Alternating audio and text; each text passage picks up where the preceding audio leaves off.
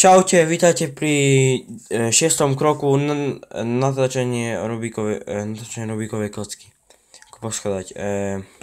V minulom kroku sme si dokončili rohy, sme si otočili všetky rohy žltou ploškou hore.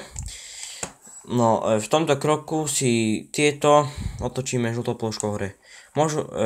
Takže možno nastať 4 možnosti. Prvá možnosť je, že všetky plošky máme žltou ploškou hore, takže v tom prípade niečo rieši. Druhá možnosť je túto, že vedľa seba. Tretia možnosť je, že máme všetky 4 zle. A štvrtá možnosť, že takto oproti. Takže túto možnosť vyriešime tak, že chytíme si to tak, aby jedna žltá išla takto ku nám a táto aby išla tam. Takže nesmieme si to chytiť tak, ale takto si to musíme chytiť. A keď si to držíme dobre a máme túto možnosť, tak ideme tento algoritmus. Od seba k sebe, od seba k sebe, od seba k sebe. Tak, ako vidíme, teraz si zrovnáme rohy. Ako vidíme, žlté plošky máme hore. Takže pokiaľ máme túto možnosť, že máme takto oproti sebe, tak takto chytíme ľubovoľne, hoci ako, základ je, aby biela strana bola smerom dole.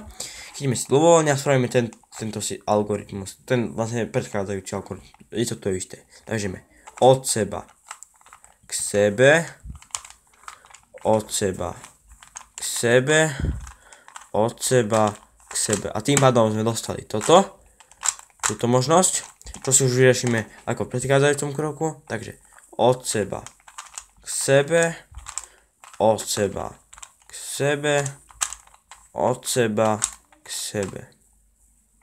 Si zrovnáme a vidíme, že sme si to dali do poriadku.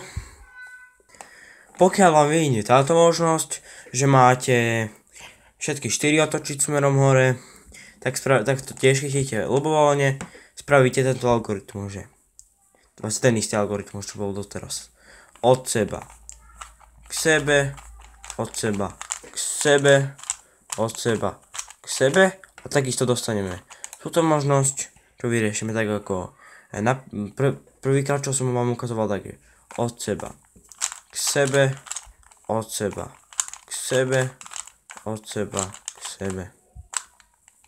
Máme si strany a máme žltou ploškou všetky nahore. Tak čaute.